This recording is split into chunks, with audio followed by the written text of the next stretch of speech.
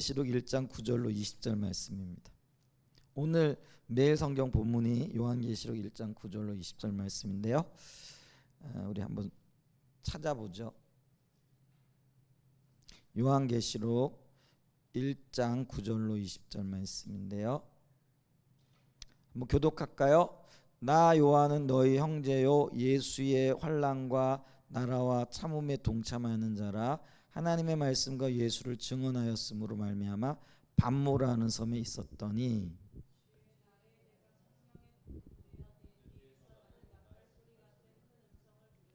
이르되 내가 보는 곳은 두루마리에 써서 에베소, 서모나, 버가모, 두아디라, 사데, 빌라델비아, 라오디게아 등 7교회에 보내라 하시기로.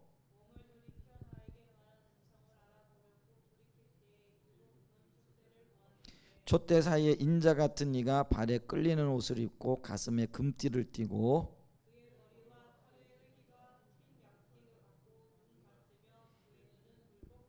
그의 발은 풀무불에 단련한 빛난 주석 같고 그의 음성은 많은 물소리와 같으며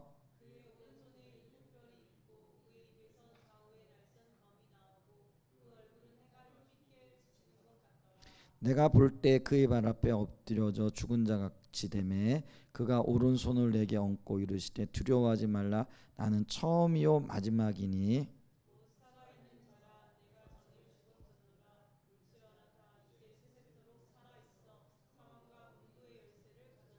그러므로 내가 본 것과 지금 있는 일과 장차 될 일을 기록하라.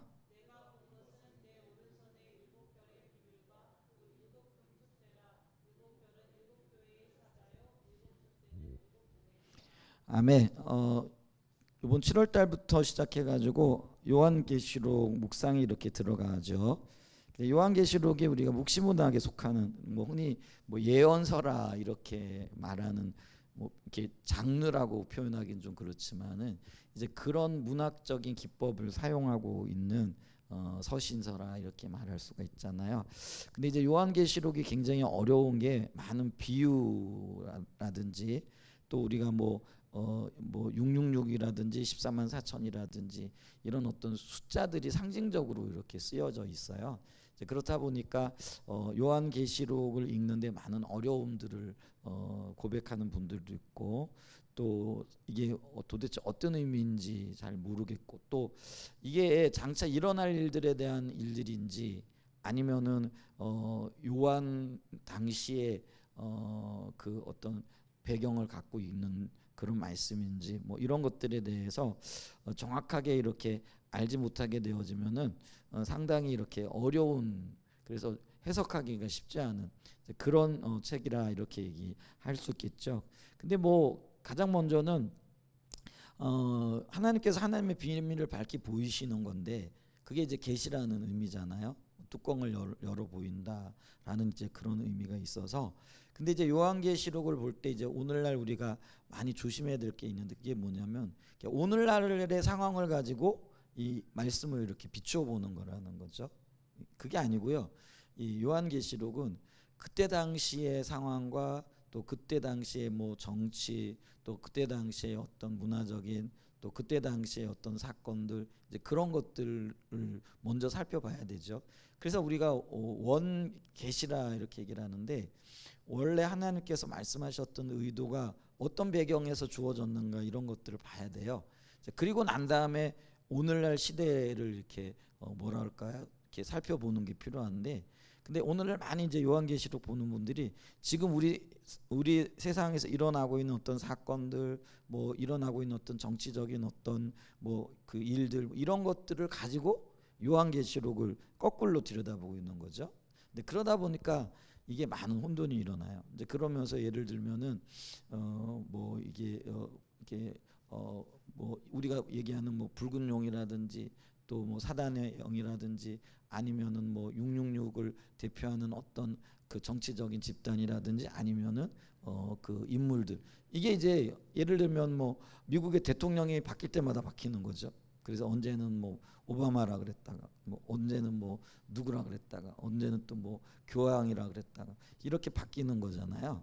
이제 그렇게 해석할 일들이 아니라라는 것들을 그러니까 우리 뭐 그러니까 그게 이제 현 시대의 어떤 사건들과 사람을 중심으로 해가지고 성경을 거꾸로 보다 보니까 전혀 다른 해석이 되어지고 사람 따라 바뀌게 되어지고 또 시간이 지나면서 이게 아니었네 이렇게 하는 거죠. 예를 들면은 뭐 666표만 이렇게 해도 예전에는 문신하는 것만 봐도 666이라고 이렇게 얘기를 했고요.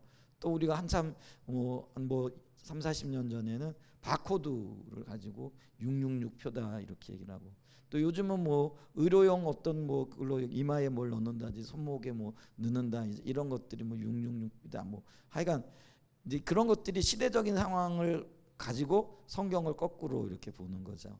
근데 666이라는 거는 상징적인 수로 로마의 압제자를 가리키는 표시였다라는 거죠. 그러니까 압제하는 로마 황제를 이야기하는 거였다라는 거죠. 이제 그런 어떤 관점에서 보게 되어졌을 때에 이 요한계시록이 별 혼돈 없이 이렇게 풀어질 수 있다라는 거죠. 그래서 우리가 이 요한계시록을 풀어나갈 때는 뭐 어려우면 어려운 대로 그대로 내버려두고 베드로가 그렇게 얘기하잖아요. 사사로이 풀지 말고 주님이 지혜를 주시는 대로 모르겠으면 모르는 대로 남겨놓고 이해가 안 되면 이해가 안 되는 대로 남겨놓으면 돼요. 근데 요즘 이제 요한계시록에 대한 많은 풀이라 그럴까요? 이런 것들을 그 비밀이 밝혀졌다 뭐 이러면서 그 세미나도 열고 뭐 이렇게 얘기를 하는데요. 뭐 근데 그렇게 야나법석을 떨 일은 아니지 않은가 싶은 이제 그런 마음이 이렇게 들어요. 근데 이제 어쨌거나 요한계시록이 이렇게 보면은 1장 1절에도 보면 예수 그리스도의 계시라 그러면서 하나님께서 요한에게 주시고 속히 일어날 일들을 그 종들에게 보이시려고 천사들을 그 종 요한에게 보내어 알게 하시리라. 그렇게 이제 시간적으로 보게 되어지면은 요한 사도가 이 요한 계시록을 받아서 그 편지를 보내고 그럴 때는요 가까운 시일에 일어날 어떤 사건들이에요. 근데 이제 오늘날은 여기부터 2000년이 지났잖아요. 그렇기 때문에 뭐 마지막 때 2000년 후에 일어날 일 혹은 뭐 주님 언제 오실지 모르니까 이게 3000년이 될 수도 있고 4000년이 될 수도 있는데 뭐 제 개인적으로는 그렇게까지 오래 가지 않겠다라는 생각을 하지만은 근데 이제 이거를 너무 비약적으로 이렇게 볼 필요는 없다라는 거죠. 이제 그러면서 그 시대가 얘기하고 있는 상황이라든가 배경 속에서 하나님이 어떤 의도를 가지고 계신가 이런 것들을 보면 이 시대에 하나님의 원하심이 어디 있고 우리를 어디로 이끌고 계시기를 원하고 또 하나님께서 어떤 뜻을 이루기를 원하고 계시는가 이런 관점에서 오늘날을 해석하면 된다라는 거죠. 오늘날 사건을 가지고 거꾸로 들어가게 되어지니까 요한계시록을 무리하게 풀려고 하는 그런 시도들을 많이 이렇게 보게 되어지는 거잖아요. 이제 그런 어떤 측면에서 봤으면 좋겠고요. 그 다음에 이제 전반부에 되어지면은 이제 하나님의 교회, 특별히 7교회들이죠. 거기에 그때 당시에 존재했던 모든 교회는 아니고요. 그러니까 교회를 대표할 만한 어떤 특성들, 그러니까 모든 교회들을 대표할 만한 그리고 교회를 나타낼 만한 어떤 특징적인 교회들이 있잖아요.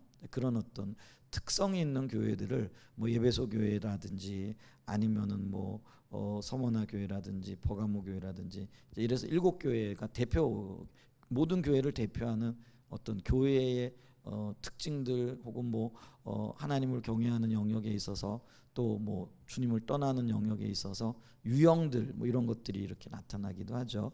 근데 이제 세대주의자들은 이거를 이제 역사 속에 나타나는 교회의 모습으로서 7세대로 나눈다 뭐 이렇게 얘기하기도 해요. 근데 그런 면이 전혀 없는 것은 아닐지 몰라도 그걸 꼭 이렇게 뭐 모든 시대를 뭐 이렇게 구분해 가지고 예를 들면 초대교회 시대는 에베소 교회가 해당되어진다. 뭐 마지막 시대는 라우디가 교회다. 뭐 이런 식으로 꼭 이렇게 자동적으로 대입이 되어지는 건 아니에요. 왜냐하면 에베소 교회에서도요. 오늘날 마지막 시대 교회에 나타나는 특징들이라든가 모습들을 찾아볼 수 있거든요. 그 다음에 라우디게아 교회 우리가 뭐 시대 말 어떤 교회라고 생각하지만은 그 초대교회 속에서도 라우디게아 교회의 어떤 특징들이나 모습들이 나타났다라는 거죠. 근데 이제 시대별로 두드러지게 나타나는 어떤 특징들은 있을 수 있겠죠.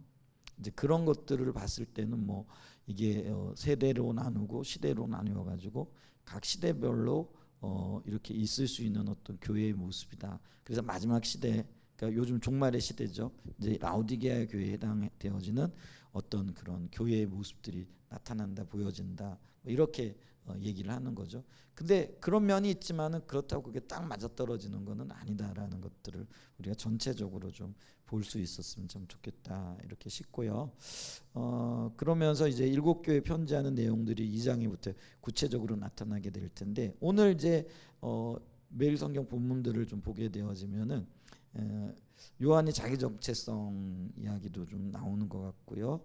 그런 정체성을 가지고 살아갈 때 어떤 일들이 일어났는가, 또 하나님께서 그런 사람을 어떻게 쓰시는가, 뭐 이런 어떤 이야기들, 이런 것들을 좀 볼 수 있겠죠.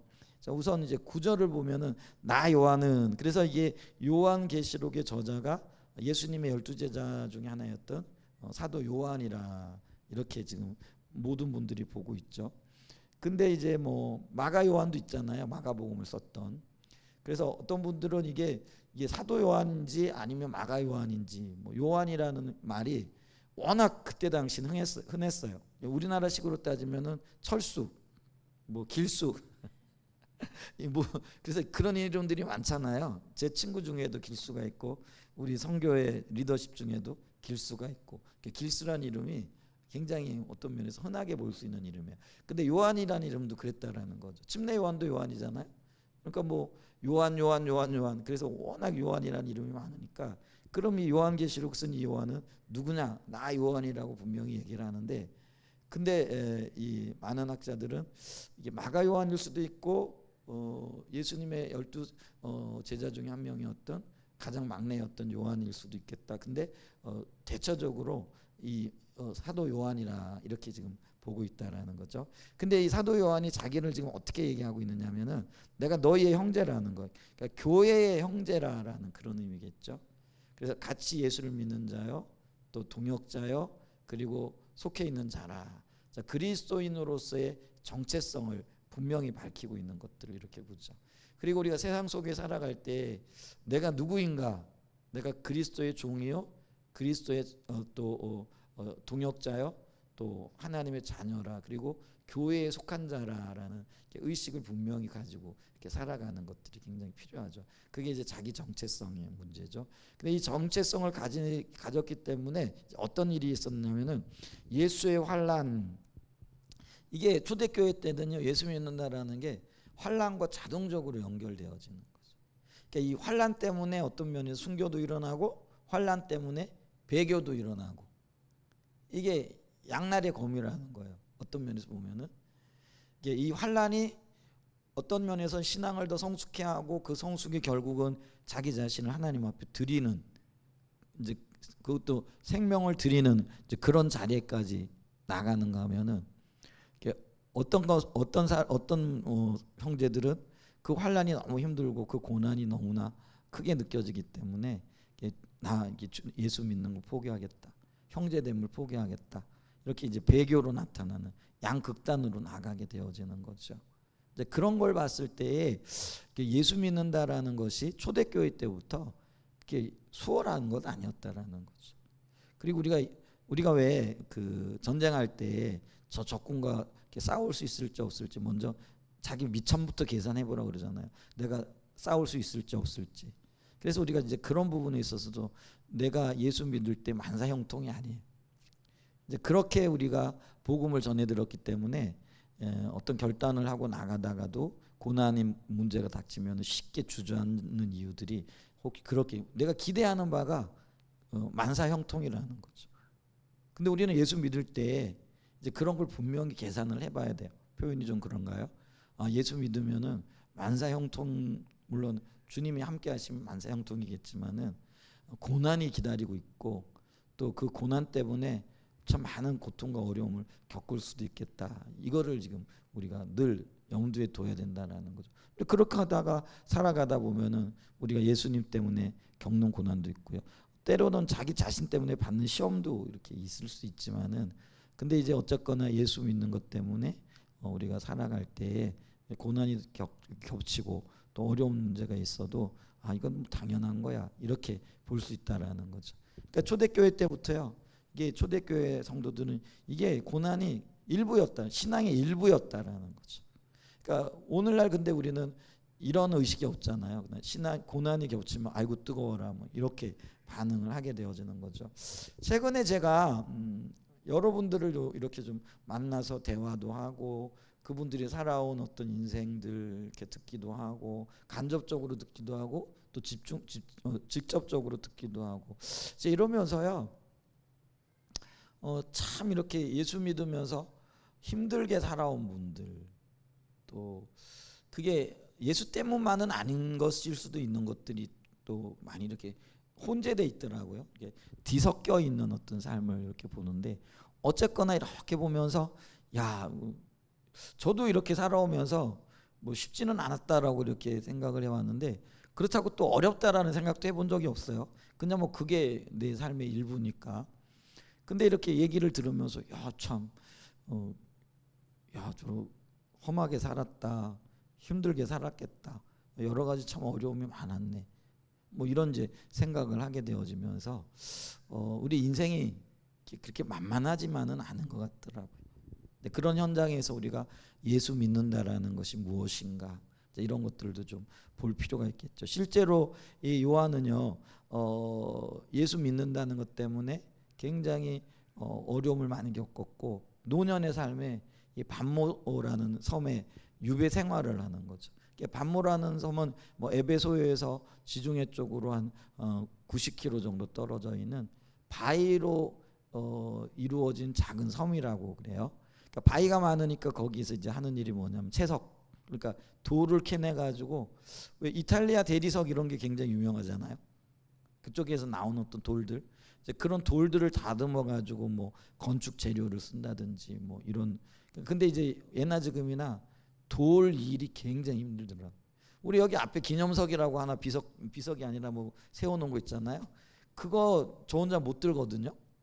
그 조그만 거 그거잖아요. 저 지난번에 그거 자리 위치 이동하는데도 왕집사님하고 저하고 얼마나 끙끙거렸는지 몰라요. 그게 밀어도 안 밀리는 거예요. 그러니까 이제 이걸 뭐 들어가지고 지렛대 이용을 하든지 뭐 어떻게 끙끙끙 둘이서 얼마나 씨름을 했는지 몰라요. 그거 좀 한 20cm 뭐 한 30cm 옮기는데도 이 돌 다루는 일이요 굉장히 험한 일이라는 거. 근데 이제 그때가 언제적이었을까 얘기했을 때 도미티안 황제 때 대박해가 있게 되어지면서 요한이 그 예수 믿는다는 것 때문에 유배를 가게 되어지. 그때 그 나이가 적어도 90 가까이 됐거나 넘었을 때라는 거죠. 그러니까 지금 90이면은 뭐 지금 90 살아 생존하시는 분들 많죠. 지금은. 근데 그 90 노인분들에게 그 험한 채석장에 가서 일하라? 그거 참 쉽지 않은 일일 거예요, 그죠? 근데 서기 100년경 어간에 90세가 넘었다라는 거는요. 오늘날로 따지면 120세, 130세 정도 되어져요. 그때 평균 수명이 뭐 30세. 우리나라 조선 시대만 해도 조선 임금들의 평균 수명이 37세가 그렇대요. 그러면 왕은 최고의 어떤 의료 뭐 시설과 이런 것들을 받는 거잖아요. 그렇게 살았다면 일반 백성들은 뭐 물론 이제 어렸을 때 일찍 죽는 그런 경우들이 많았기 때문에 이제 그런 어떤 일들이 있을 수 있겠지만은 어쨌거나 이 요한이 지금 90이 넘어간 상황에서 이 채석장에서 고된 노동을 하는. 근데 그게 누구 때문이라고 뭐 때문이라고요? 예수 믿는 거라는 거죠. 근데 요한이요 그것 때문에 어디를 봐도 불편한 기색이 없어. 내가 예수 믿는 것 때문에 아이고 어쩌다가 이 나이에 이런 고난을 겪고 이런 어려움을 겪고 이게 없어요. 근데 없는 이유가 뭘까요? 그게 이제 주님과의 분명한 관계. 요한은 그 예수님 생존 시에도 예수님과 특별히 친밀한 교제를 누렸던. 예수님 그 무릎에 눕기도 하고 가슴에 기대기도 하고 뭐 이런 그러니까 이제 가장 친밀한 이제 그런 어떤 교제를 누렸던 분이잖아요. 이제 그러면서 그게 토대가 되어져서 요한복음이라는 엄청난 뭐라 표현이 좀 그래. 이게 뭐 그게 어떤 문학 작품이라고 얘기한다면 대작이 나온 거 진짜 엄청난 작품이 나온 거잖아요. 물론 이제 성령 인도하심이기도 하지만 주님께서는 우리를 쓰실 때 우리 안에 내재되어져 있는 것들을 쓰시는 거죠. 요한은 그래 요한복음이 영적인 책일 뿐만 아니라 친밀한 교제를 다루고 있는 책이 되어졌다라는 거죠. 근데 그게 그냥 나온 게 아니라는 거죠. 뭐 반모섬에서 유래배 받을 때뿐만 아니라 요한이 많은 학자들을 얘기하기를 제자들 중에 제일 나이가 어렸을 거라 얘기를 해요. 예수님 당시의 제자들이 우리는 이제 맨날 제자 그러니까 그들이 이게 나이도 굉장히 많고 인격적으로도 굉장히 어떤 성숙되고 완성된 시기에 어떤 근데 아니에요. 대부분이 20대 초반 혹은 10대 말 뭐 이랬다는. 근데 이게 요한이 10대 말 10대였을 거라 이렇게 얘기를 한다는 거죠. 그러니까 그럴 수밖에 없는 게 예수님이 30세에 사역을 시작하잖아요. 근데 제자를 받아들일 때 우리가 뭐 선생님이 더 나이 많은 제자를 받아들일 수도 물론 있겠죠. 근데 그런 경우는 드물잖아요. 그리고 그러기 때문에 예수님의 제자들도 베드로가 그때 좀 나이가 좀 많았을 거라. 안드레는 이제 베드로의 형님이기도 하고 그들이 많아야 20대 중반이었을 거라는 거죠. 근데 좀 오늘날 시대에도 우리가 우리의 나이를 이렇게 20대 중반 지금 돌아보면 어때요? 야, 그때 참 그렇게도 살았을까? 뭐 이런 그잖아요. 이제 그렇게 부름을 받아서 성장하고 성숙하고 하나님의 정말 기뻐하시는 순교자로서의 어떤 삶을 살아갔다라는 것은요. 그만큼 그들의 삶에 다양한 일들이 있었다라는 거죠. 실제로 예수님의 제자들을 보면은 도마 같은 경우에는 인도에까지 이르러 가지고 복음을 전했다 이렇게 얘기를 하잖아요. 이제 그게 뭐 어떤 분들은 정말 경계를 그러니까 사도 바울이 유럽 쪽으로 이렇게 넘어온 것과 달리 이 다른 제자들은 대부분 이제 아시아 쪽으로 갔을 거라. 도마는 그래서 인도까지 그래서 도마의 흔적이 인도에서 발견된다라고 이렇게 얘기를 하고 있는 것을 보죠. 근데 인도가 어디냐라는 거예요. 이게 스바나가 바울의 입장에서 볼 때는 세상 끝이었겠지만은 인도가 또 다른 제자들에게 봤을 때는 세상 끝이 되어지는 거죠. 또 요한도 지중해를 떠나가지고 그러니까 팔레스틴 지역을 떠나가지고 그가 로마에서도 고린도에서도 목회를 하고 에베소에서도 머물러 있고 에베소에 있을 때는 제가 지난번에 에베소 가봤을 때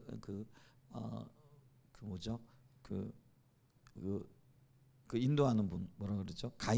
가이드하는 분이 얘기가 에베소에 예수님의 모친이었던 마리아를 모시고 와서 함께 살면서 목회를 했다 이렇게 얘기를 하더라고요. 그래서 마리아의 무덤이 거기 에베소 어느 깊은 산속에 있다라고. 근데 이제 그거를 공개하지는 않는다 그러더라고요. 이제 그러니까 전 세계를 떠돌면서 그러면서 성장하고 성숙하고 다듬어지고 이제 이런 모습들을 우리가 볼 수 있는 거죠.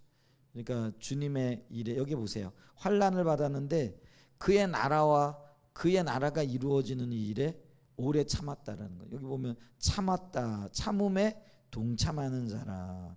자기를 그렇게 지금 소개를 하고 있다라는 거죠. 내가 너희 형제고 예수의 환난과 나라와 함께 동참하는 자였고 적극적으로 동참이라는 건 동력자로서 적극적으로 그 일에 참여하는 자였다라는 것들을 이렇게 보죠. 그러면서 또 뭐라고 얘기를 하고 있느냐면은요. 하나님의 말씀과 예수를 증언하는 게 그의 일이었다. 때를 얻든지 못 얻든지 또 사도로서의 사명을 감당하는데 그 사명이 뭐라고요? 하나님의 말씀과 예수를 증언하는 것.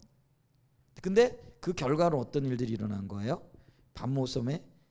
반모라는 섬에 있더니 이제 사도 바울은 내가 반모에 있다라고 지금 이 편지를 쓸 때가 혹은 그런 경험들을 하고 난 다음에 하는데 근데 우리는 이거를 사도 요한의 유배라 이렇게 얘기를 하는 거예요. 가고 싶어 간 게 아니에요.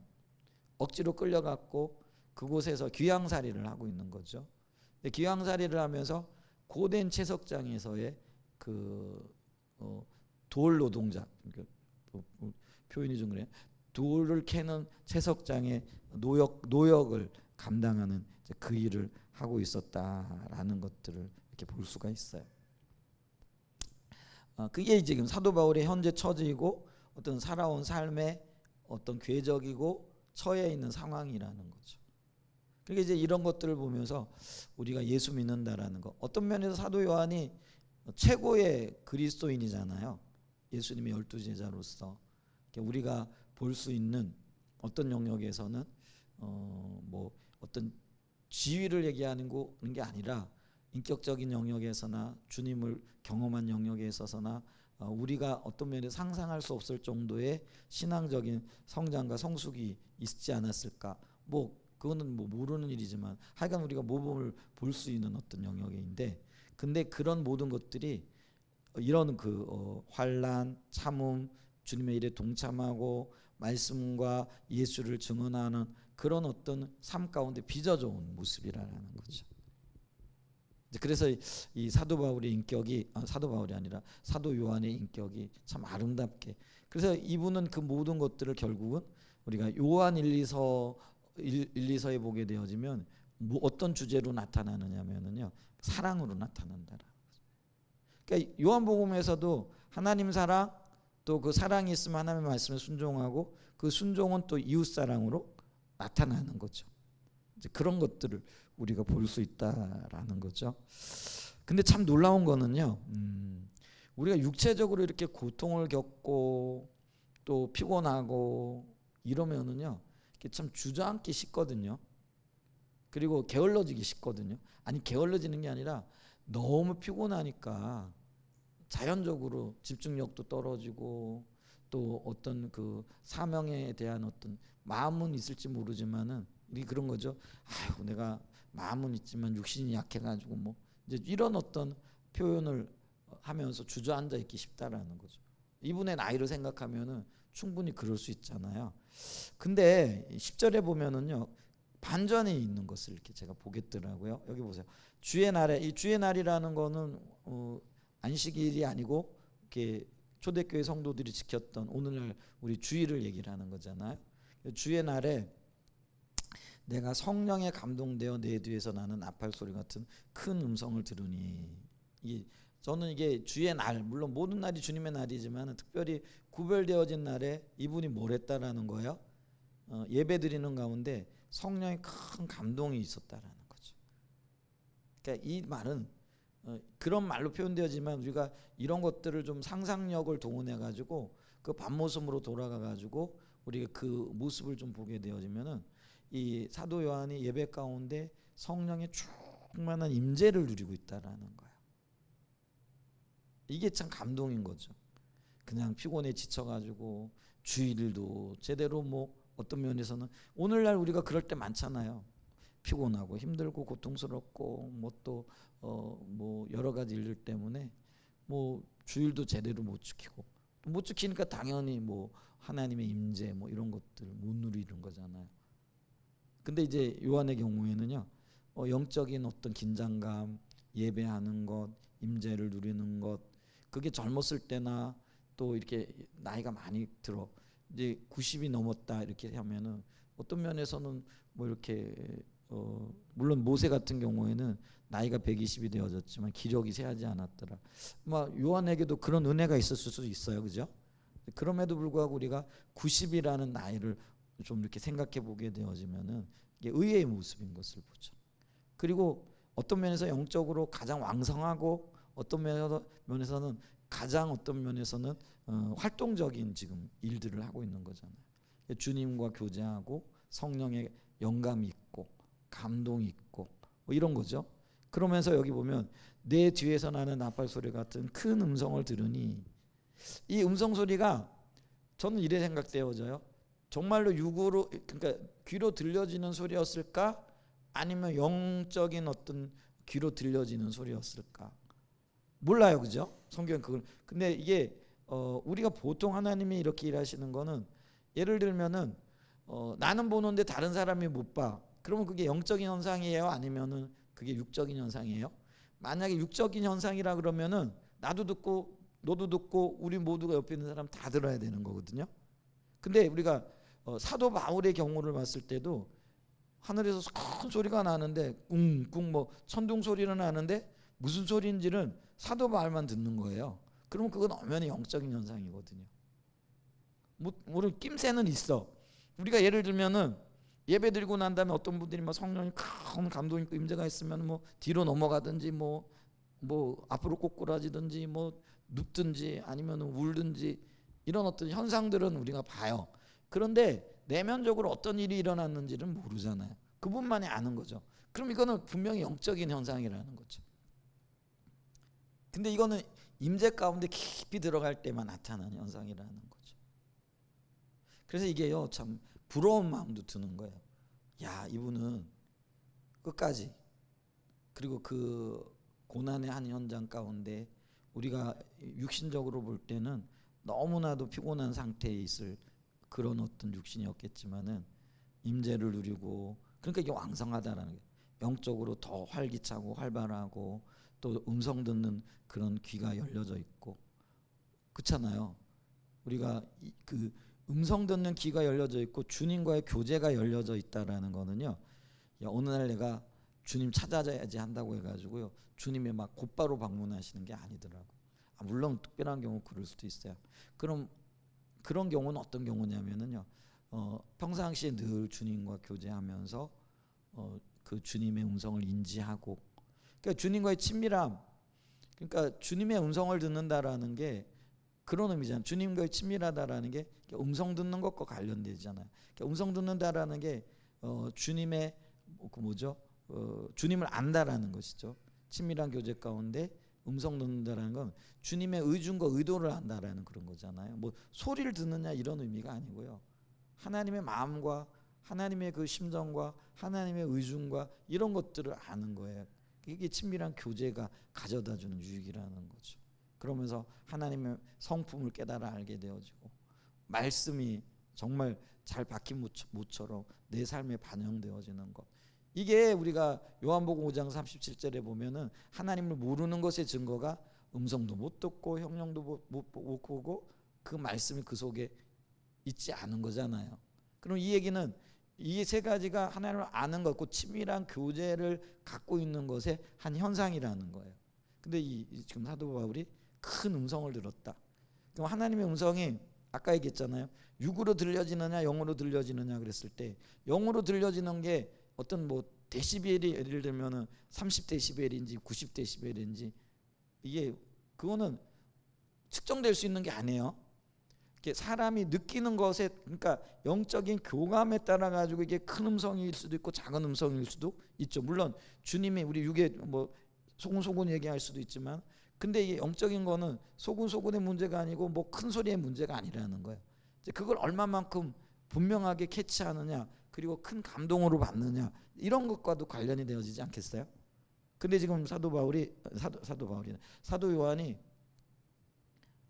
이 하나님의 의도, 영적인 어떤 역사들, 이거를 큰 음성으로 듣는다라는 거예요. 그렇게 표현하고 있다는 거예요. 큰 음성으로 듣는다라는 게 너무 뚜렷하고 너무 분명하고 너무 이게 이 소리가 음성 듣는 것이 어떤 명확하다라는 그런 의미도 되어줄 수 있는 거잖아요. 그러니까 이 얘기는 사도 바울이 평생 동안 주님과의 친밀한 교제를 놓치지 않고 나이가 90이 되어진 그때에도, 그래서 육체적인 아주 고된 노동을 하고 있는 채석장에서 돌을 캐는 그 엄청난 일을 하고 있는 그때에도 이 주님과의 교제의 끈이 놓여지지 않았다라는 거예요. 만약에 그게 끊어졌거나 놓여졌으면은요, 이 주님의 음성이 이렇게 민감하게 큰 음성으로 다가오지 않았을 거라는 거죠. 그러면서 그 주님의 음성이 들려지는데 그게 뭐예요? 내가 보는 것을 이제부터 보여주는 걸, 이런 걸 얘기하나요? 두루마리에 써서 에베소, 서머나, 보가마, 두아디라, 사데, 빌라델비아, 라오디게아 등 교회 7교회. 그러니까 이 7교회가 7이라는 숫자가 완전 숫자잖아요. 그러니까 7이라는 교회는 이 땅의 모든 교회들을 포함하는 포괄적인 의미가 있다는, 단순하게 이 7교회만을 얘기하는 게 아니에요. 이 땅에 존재하고 있는 모든 교회들, 모든 유형과 또 모든 어떤 모습이죠. 그런 어떤 교회들에게 이 의도를, 그러니까 이런 말은 어떤 의미에서는 그때 당시뿐만 아니라 그러니까 오고 오는 세대의 모든 교회들을 포함한다. 그러니까 오늘날도 우리가 이 그 7교회에 주어진 말씀을 듣고 이게 우리에게 주신 말씀이라 이렇게 고백을 하는 거예요. 그래서 이거를 지금 포함하고 있는 모습이라 이렇게 보죠. 그랬더니 이제 여기 또 요한의 어떤 조심스러우면서도 또 바른 태도를 보는데요. 12절에 보세요. 자, 이런 음성이 들리니까 몸을 돌이켜 나에게 말한 음성을 알아보려고 이렇게 얘기했다라는 거죠. 그러니까 이게 영적인 분별력을 얘기를 하는 거예요. 그러니까 우리가요, 어떤 하나님의 말씀이 들리고 음성이 들려질 때 한 가지 분명한 절차를 거쳐야 될 게 있어요. 그게 뭐예요? 이게 주님으로부터, 이게 주님 음성이 분명한지, 크게 들리고 이런 거지만은 그게 사단이 가져다 줄 수도 있잖아요. 그러니까 이게 우리가 볼 때 표현해 보면 고도의 영적인 훈련과 경험이 있고 또 누구도 따라갈 수 없는 어떤 그런 영적인 체험이 있는 요한이잖아요. 우리 중에 누구도 요한만큼 하나님을 경험하고 체험하고 또 주님과 동역하고 친밀한 교제를 누린 사람 없죠. 웬만해 가지고는 모르겠어요. 믿음의 우리 그 선배들 중에는 뭐 알려지지 않은 많은 분들이 그런 어떤 경지에까지 올라간 사람이겠지만은, 그러나 우리가 성경을 통해서 볼 수 있는 어떤 영적인 깊이로 봤을 때 요한은 대단한 어떤 주님과의 관계를 누렸던 사람이잖아요. 근데 그 사람도 주님의 음성을 들을 때 뭐 하고 있다라는 거예요? 몸을 돌이켜 그 음성, 말한 음성을 알아보려고. 우리가 이게 안다라는 표현이 그런 있잖아요. 찾고 구하고 뭐 이런 어떤 경험적인 것도 있지만은 이거를 지금 영적인 분별력, 그러니까 본인이 발휘할 수 있는, 그리고 본인이 할 수 있는 모든 영적인 어떤 분별력을 동원해 가지고요, 이게 주님으로부터 왔는가 아니면 주님의 말씀이 맞는가, 주님이 주신 감동이 맞는가, 이런 것들을 지금 체크하고 있다라는 거죠. 그러니까 우리가 이런 영역에서 정말 좋은 본을 보는 거예요. 그러니까 우리가 하나님의 음성 앞에 혹은 주님의 의도 앞에 어떤 자세와 태도를 가져야 될 것인가, 이런 것들을 좀 볼 수 있는 그 모습을 우리가 이렇게 볼 수가 있다라는 거죠. 그랬더니 7 금초대를 봤는데 이게 지금 아마 영안으로 보여진 하나님의 영광이었던 것 같아요. 촛대 사이에 이제 인자 같은 이가, 인자 같은 이, 여기 보니까요, 그 오늘 그 우리 매일 성경 본문에 그때 보니까 13절에 가지고 인자 같은 이는 다니엘 7장 13절에 묘사된 왕적 통치자의 모습이다, 이렇게 얘기를 해요. 이게 이제 왕적 통치자의 모습이니까 심판주로 오실 주님의 모습으로 오셨다는 거. 영원한 통치자여 다스림의 모습으로. 그 주님이 이렇게 오시는데 그게 영적으로 보여졌고 깨달아졌고 비춰졌다라는 거죠. 그러니까 이게요, 이 요한계시록의 마지막 때를 향한 하나님의 의도가 담겨져 있다라는 것 중에 하나가 이제 이런 것과도 관련이 되어지는 거죠. 주님이 이 땅에 이제 다시 오실 때, 이때는 재림주로 오시잖아요. 심판주로 오시잖아요. 통치자로 오셔서 왼편과 오른편을 나눌 것이고 양과 염소를 나눌 것이고 의인과 악인을 나눌 거라는 거죠.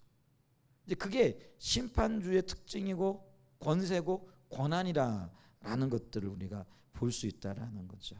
그래서 이게 7 금촛대를 보았는데 촛대 사이에 인자 같은 이 신적인 혹은 왕적인 통치 자의 모습으로 와 계신 우리 주님을 보게 되어졌다라는 거죠. 근데 주님의 모습을 이렇게 표현해요. 발에 끌리는 옷을 입고 가슴에 금띠를 띠고, 우리가 왜 귀족들이 왜 가운 같은 거 입고 뭐 가잖아요. 우리 그 결혼할 때 왜 그렇게 하는지 모르겠지만 신부들이 이렇게 옷을 끌리는 옷을 입잖아요, 그죠? 그거 불편한데 좀 삭족 잘라가지고 발목 위로 올려놓으면은 걸는 것도 편안하고 좋을 텐데, 제가 그게 궁금해요. 드레스나 이런 어떤 뭐 그런 행사나 어떤 귀하잖아요, 신부가. 그날의 주인공이 신부잖아요. 근데 그런 분들이 입는 옷이나 이런 거는 이렇게 꼭 끌리는 옷이죠. 근데 이게 어떤 면에서는요, 그 사람의 권위, 아름다운 모습, 이런 것들, 그러니까 꼭 이 왕들은 이제 길게 옷을 들이우고 끌리는 옷을 입고, 이제 그게 이제 어떤 권위, 어떤 아름다움, 뭐 이런 것들을 상징하는 것과 연관이 되는가? 제가 이런 생각을 하는데 오늘 주님의 모습이 뭐예요? 이렇게 끌리는 이런 옷을 입고 계신다라는 거죠.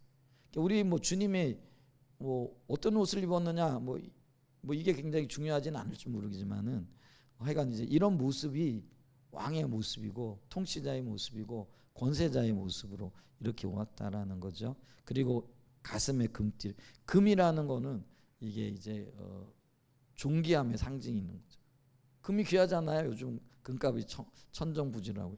이번에 제가 여담이긴 한데 어느 교회에 이제 제가 안수식에 다녀왔잖아요. 근데 이제 갔더니 뭐 장로님 은퇴식, 그 교회가 이제 69년이 됐더라고요. 뭐 은퇴식도 하고 그러는데 어느 목사님이 은퇴식 할 때 뭐 또 어떤 특별한 선물이나 이렇게 하나요? 그랬더니 이제 금을 세 돈씩 이렇게 했대요. 근데 이제 옛날엔 금 세 돈을 했는데 선물로 장로님 은퇴하실 때 옛날에는 금이 20만 원이었대요. 그래 세 돈 해봐야 60만 원인 거죠. 근데 지금은 금이 한 돈에 60만 원이래요. 그래가지고 너무 비싸가지고 세 돈 못하고 그냥 두 돈만 해드려요. 이렇게 얘기를 했다. 금이 계속 올라가고 있는, 떨어질 줄 모르는 이유는 뭐예요? 그게 귀하다라는 의미거든요. 존귀하다라는 의미잖아요. 변하지 않는다라는 의미죠. 근데 여기 금띠를 띄었다 이렇게 얘기를 하고요. 자, 그의 머리와 털의 기가 흰 장틀같이 눈 같으면 이게 어떤 면에서는 뭐예요? 그 순결하다라는, 희다라는 이제 그런 의미가 되겠죠. 그 다음에 그의 눈은 불꽃 같고 이게 이제 분별력인 거죠. 그러니까 예수님의 하나님의 모습을 얘기할 때 그 천사들이 하나님을 수호하는 천사들이 뭐 온몸에 이렇게 눈이 이렇게 박혀 있는 거죠. 날개도 박혀 있고. 그럼 그 괴물 아니냐 이게 아니고요. 그만큼 영적인 분별력이 뛰어나다라는. 천사들 중에 타락한 천사들이 그 사단의 무리를 따르잖아요. 사단을 따르잖아요. 근데 천사들 중에도요 영적인 분별력이 낮은 분별. 왜 그게 영적인 분별력이 분명하면은 그들이 하나님을 떠나가지고 사단을 따르겠어요? 그게 멸망의 길인데. 근데 이제 예수님 아니 하나님 보좌에서 보좌를 이렇게 수호하는 천사들은요 그만큼 영적인 분별력이 뛰어나요. 그래서 온 몸이 눈이 이렇게 박혀져 있는 거죠. 그게 괴물의 모습이 아니고요. 그게 영적인 표현이잖아요. 그만큼 그들이 영적인 분별력이 뛰어나다라는. 근데 여기 불꽃 같다, 눈이 불꽃 같다라는 거는 영적인 분별력이 분별력이 하나님을 지금 가르쳐주고 있다라는 거죠. 그의 발은 풀무불에 단련한 빛난 주석 같고 이게 풀무불에 단련했다. 얼마나 이게 단단하겠느냐. 칼도요. 그 얼마만큼 풀무불에 넣어가지고 담금질하고 많이 두들겼느냐에 따라 가지고 강도가 달라진다 그러더라고요. 그러니까 이 칼이 철을 멜 수 있는 정도의 강도가 되려면요 정말 수만 번, 수천만 번, 수백만 번 그렇게 재련을 하고 정련을 하는 거죠. 그러니까 풀무불에 넣었다가 두들겨서 식혔다가 넣었다가 식혔다가 넣었다가 식혔다가 이런 것들이 반복되어지고 많이 되어질수록 그게 단단하다는 거죠. 근데 이제 이 풀무불에 단련한 빛난 주석 같다. 이게 그만큼 어떤 면에서는요 많은 연단과 훈련과 우리 주님의 십자가가 그런 어떤 의미도 갖고 있는 거죠. 그런 분이라는 거예요. 그만큼 강한 분이라는 거죠. 그러면서 여기 보면은 또 뭐예요? 많은 물소리와 같은 음성은 맑은 혹은 많은 그만큼 위험이 있다라는 이제 그런 의미인 거죠. 이게 이제 우리 주님의 모습인 것들을 이렇게 보잖아요. 야 이게 참 우리 주님이 눈에 보이듯이 나타나셨는지 아니면 영안으로 보여진 주님의 아름다운 모습인지 이게 지금 굉장히 그래서 왜 사도 다윗도 주의 영광 보기를 원합니다. 뭐 이렇게 고백을 이렇게 하잖아요. 그런 어떤 모습이죠. 그래서 이런 주님의 모습, 그러니까 이런 주님의 모습을 보니까요. 그의 오른손에 7별이 있고 그의 입에서 좌우의 날성검이 나오고 그 얼굴은 해가 힘있게 비치는 것 같더라. 요한이 보기에 그랬다라는 거. 너무 감격스럽고 예수님의 모습이. 그러니까 그걸 보면서 17절에 내가 볼 때 그의 발 앞에 엎드려져 죽은 자 같이 되매. 자, 요 표현이요. 어디에 나와요? 이사야 6장에 보게 되면은 이사야가 하나님 앞에 그 성전에 나가 예배하다가 주님의 영광을 보잖아요. 그랬더니 자기 모습이 보여지면서 아이고 내가 큰일 났다, 죽게 되어졌다, 그러면서 바짝 엎드리게 되어지잖아요. 그러니까 하나님의 영광을 보게 되어지면은요, 우리가 이렇게 납작 엎드려져 주님을 찾지 않을래 않을 수가 없는 거죠. 그러니까 이게 주님의 영광을 보면 볼수록 죽는 거예요. 그러니까 주님의 영광을 보면 볼수록 자기 십자가를 지는 것이 자기 부인의 삶이 어렵지 않게 되어지는 거예요. 근데 자기 부인의 삶이 어렵고 힘들고 고통스러운 거는요, 어떤 면에서는 아직 주의 영광을 우리가 실질적으로 못 본 거죠. 이게 어쩌면은 성경적인 말씀이나 또 어떤 우리가 알고 있는 지식들, 이게 다 순 이론이 되어진다는. 이론이니까 자기 부인이 안 되어져. 못 죽는 거예요. 섣불리. 그런데 주님의 영광을 제대로 보거나 그거를 자주자주 보게 되어지면 어떤 일들이 일어날까요? 자기를 부인하고 자기가 죽는 게 그게 어렵지 않은 거예요. 그게 이제 지금 요한의 모습이고 이사야의 모습이고 모세의 모습이라는 거죠. 그러니까 주님의 영광, 주님의 아름다우심, 그거를 이론이 아니라 실제로 보게 되고 그게 영적인 비침을 통해서 깨달아지게 되어지면은요, 자기 부인이 여기 보면 엎드려져 죽게 되어졌다 이렇게 얘기를 합니다. 그게 쉽게 일어나는 거죠. 그래서 자기 부인이 잘 되는 분들은 주님의 영광을 많이 누리고 있고 보고 있고 또 그 주님의 성품을 닮아가고 있다. 이게 뭐 절대적인 건 아니겠지만은 우리가 그런 어떤 그런 모습들을 볼 수 있게 되어지는 것을 이렇게 보잖아요. 자, 그랬더니 죽은 자 같이 됐대요. 십자가가 자기께 되어지면 죽은 자잖아요. 주님은 우리에게 죽으라고 얘기를 하잖아요. 근데 그랬더니 내가 죽게 되어질 때 비로소 어떻게 될까요? 주님이 오셔서 나를 살리시게 되어지는 거죠. 그래서 여기 보세요. 그가 오른손을 내게 얹고 이르시되, 오른손이라고 표현되어지는 거는 이게 주님의 손이잖아요. 이게 주님의 능력, 주님의 권세, 권능 뭐 이런 것과 연관되어지잖아요. 그래서 여러분 보세요.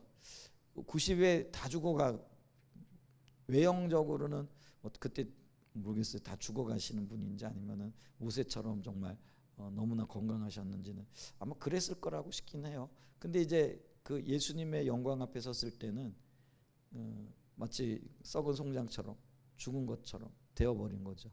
근데 주님의 권능의 오른손이 그에게 얹혀지는 거예요. 그러면서 하나님의 생명이 생기가 다시 부어지는 거잖아요. 주님이 말씀하시 두려워 말라 나는 처음이요 마지막이니. 여기 이제 1장 8절에도 나는 알파와 오메가라 이렇게 얘기하잖아요. 그러니까 헬라어 첫 글자가 알파예요. 그 다음에 마지막 글자가 자음의 오메가예요. 그러니까 처음부터 끝이라는 그런 의미가 있거든요. 그러니까 우리 주님은요, 창조의 시작일 뿐만 아니라 창조의 마지막이 되어져. 그래서 재림의 때에 온전한 심판주로 오셔서 이제는 인류 역사를 그러니까 인류 역사를 그러니까 우리 주님 인류 역사 이전에도 계셨던 분이긴 해요. 근데 인류 역사를 시작하시면서 시작하신 그것을 마무리하실 거예요. 그게 이제 재림의 때 일어날 거라는 거죠. 자, 그러면서 자신의 정체성을 얘기하시면서 뭐라고 얘기하나? 18절에 보면 곧 살아있는 자라. 주님은 우리 죄를 위해 죽으셨다가 다시 사신 자잖아요. 그게 이제 주의 주되심을 나타내는 결정적인 증거이고요. 초대교회 성도들이 예수가 왕이라는 걸 발견하게 되어졌던 그 놀라운 사건이 바로 부활의 사건이잖아요. 그러면서 내가 전에 죽었었노라. 근데 지금은 뭐라는 거예요? 살아있는 거라는 거죠. 그러면서 볼지어다 이제 세세토록 살아있어 사망과 음부의 열쇠를 가졌노니. 죽음과 부활이 예수님으로 하여금 사망과 음부, 심판의 권세를 가질 수 있는 권한을 위임받았다는 거죠. 그러니까 우리가 구약적인 개념에 보면은 하나님, 성부 하나님이 이 모든 것들을 가지고 계시잖아요. 근데 예수님의 죽으심과 부활의 이 사건이 예수님으로 하여금 심판주요, 또 재림의 때에 우리에게 상급을 주시는 또 벌을 주시는 분으로 우리에게 오신다라는 것들을 얘기를 하고 있잖아요. 이제 그러면서 이 자기 부인이 되어졌고 또 자기가 어떤 존재인가를 알고 있고 하나님의 뜻대로 살아가기를 열망하고 있던 이 요한에게 새로운 사명이 맡겨지는 거잖아요. 지금까지 어떤 면에서는 요한 사도가 참 놀라운 일들을 끝까지 감당해 왔겠죠. 요한 사도가 뭐 고린도에서도 뭐 목회도 하고 에베소에도 목회도 하고 이렇게 뭐 오래 사셨으니까 가는 곳마다 이렇게 뭐 목회도 하고, 근데 그 하나하나가 굉장히 귀한 일이잖아요. 근데 그것보다도 더 큰 사역의 길이 열린 거예요. 근데 이제 그게 책을 쓰는 거잖아요. 서신을 보내는 거잖아요. 근데 이 서신은요, 사도 요한이 예를 들면 한 교회 담임 목사로서 그 지역의 그 성도들에게 미쳤던 영향력보다 훨씬 큰 거예요. 그러니까 오고 오는 세대에 마지막 때까지 영향력을 미칠 수 있는, 어떤 면에서는요, 뭐 사도 요한의 입장에서는 생각도 못했던 그 엄청난 새로운 사역이 맡겨지는 거예요. 그래서 이 요한계시록의 어떤 중요성, 마지막 시대를 보고 우리가 기대하고 하나님의 뜻을 분별할 수 있는 결정적인 어떤 자료들 혹은 결정적인 하나님의 의도들이 요한계시록에 나타나 있잖아요. 이거는 전혀 새로운 종류의, 혹은 사도 요한도 뭐랄까 생각하지도 못했던 새로운 일이 맡겨지는 거예요. 근데 그게 언제라는 거예요? 90이 넘은 때. 우리 인간적으로 보면은요, 모든 것들이 끝났다라고 생각되어질 그때라는 거죠. 엄청나잖아요. 오늘날로 얘기하면 제가 은퇴하고 난 다음에도 한참 지나고 난 다음에 그때 새로운 사명과 새로운 사역, 그러니까 하나님의 사역은 나이와는 상관없는 거예요. 또 내 육체적인 어떤 상태나 이런 것과도 상관없어요. 소망스럽죠. 그런 일을 하실 수 있는 하나님이라는 거죠. 그래서 제가 가끔 이제 은퇴할 때가 됐는데 빨리 은퇴해야 되는데 이런 생각을 가끔 제가 하거든요. 근데 이런 걸 보면은 이게 그리스도인의 삶에 은퇴라는 건 없는 거죠. 뭐 이 어떤 직분을 계속 해야 된다 이런 건 아니에요. 근데 삶이 주님과의 관계에서 끊임없이 주님을 추구하고 주님을 찾고 주님과 동행하는 삶을 살 때 우리가 생각하지 못했던 엄청난 계획을 하나님은 갖고 계시다라는 거예요. 그러면서 19절에게 새로운 사명이 맡겨지는 거잖아요. 그러므로 내가 본 것과 지금 있는 일과 장차 될 일을, 과거의 일과 현재의 일과 미래의 일, 이것까지. 이 사도 요한이요, 과거의 경험과 현재의 주님의 역사하심과 장차 일어날 그 과거와 현재와 미래를 아우르면서 그거를 전달하는 엄청난 사역을 지금 하고 있는 거라는 거죠. 그래, 기록하라, 그걸 보내라. 그래서 그걸 기록해가지고 어떻게 하는 거예요? 내가 본 것은 내 오른손에 7별의 비밀과 또 7 금촛대라. 7별은 7교회 사자요, 7 촛대는 7교회니라. 그러니까 하나님의 가고 오는 모든 세대의 교회들에게 하나님의 의중과 의도를 보이라는 거죠. 그래서 우리가 요한계시록을 읽으면서 아직까지도 이해하지 못하는 비밀들인데, 근데 이 비밀들이 주님 오실 때가 가까워지면서 다 풀려지고 웬만한 건 다 풀려졌다라고 이렇게 얘기를 하시더라고요. 저는 요한계시록을 뭐 구체적으로 아주 세세하게는 연구는 해보지를 않아서 저도 모르는 것들이 많이 있어요. 뭐 이 상징들이라든지 뭐 숫자의 의미라든지 뭐 이런 것들을 다는 몰라요. 근데 이제 이 많은 것들이 이제는 밝혀졌고 보여졌고 계시되어졌다, 드러났다, 이제 이렇게 얘기를 하고 있더라고요. 근데 이 일을 시작하시는 주님, 그리고 이 일을 완수해 가고 있는 요한의 모습. 근데 그의 나이가 90이 넘었고 외형적으로 볼 때는 그의 모습이 모르겠어요. 지금 그 어땠는지 모르겠는데 건장했는지 조금만 왜소한 체격이었는지. 근데 이건 있어요. 굉장히 몸이 재빨랐던 것 같긴 해요. 그거 어떻게 알 수 있어요? 예수님이 부활하셨다는 얘기를 듣고 베드로와 요한이 무덤을 향해 뛰어가잖아요. 그 베드로는 아마 꿍꿍꿍꿍 이렇게 뛰어갔던 것 같아요. 근데 베드로는 요한은 샤샤샤샤 하고 뛰어갔던 것 같아요. 누가 먼저 도착해요? 요한이 먼저 빨리 달려가지고 도착을 한 걸 보니까 이게 덩치가 크거나 이런 건 아니고, 왜 덩치 큰 사람보다 오히려 좀 적절하고 좀 체구가 왜소한 사람들이 빨리 뛰잖아요.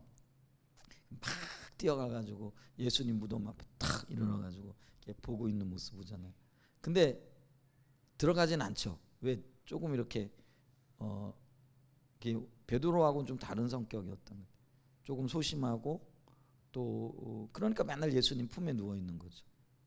베드로는 뭐예요? 외향적이고 저질러부터 보고. 근데 요한은 어떤 사람이에요? 확인해보고 또 어떤 면에서는 기다려보고 또 이렇게 증명되어지지 않으면은 안 나가고, 이런 어떤 성격의 소유자였을 거라는 거죠. 근데 그가 이런 어떤 과정들을 거쳐가면서 마지막 사역이잖아요. 근데 이 사역이 2000년 동안 모든 성경이 귀하게 하나님의 어떤 그 감동으로 우리에게 영향을 미치고 있지만은 마지막 시대에 제일 큰 영향을 미치고 있고 우리의 신앙의 또 길을 밝혀 보이고 있는 게 계시록이잖아요. 요한계시록이잖아요. 그 일이 이런 배경 가운데 지금 쓰여지고 있다는 거죠. 그리고 이런 배경 가운데 지금 그 뭐랄까요, 시작되고 있고 열매 맺고 있다라는 것들을 우리가 보게 되어집니다. 네, 오늘 그 요한계시록 이렇게 읽어보면서요, 뭐 보여지는 대로 좀 이렇게 봤는데, 지금 이런 얘기를 하면 이런 생각들을 해가면서 또 이런 배경들을 봐가면서 요한계시록들을 좀 읽어가고 묵상하게 되어지면은 훨씬 좀 더 생생하지 않을까, 생동감 있지 않을까 이렇게 싶습니다. 요한의 신앙, 그리고 주님의 영광을 보고 그 영광 앞에서 납작 엎드려짐으로 날마다 내가 부인되어지는 요한 사도와 같은 신앙의 깊이와 넓이와 또 아름다움들을 매일매일 경험하고 발견해 나가는 저와 여러분이 될 수 있기를 예수님의 이름으로 간절히 축복하고 축원드립니다. 기도합니다.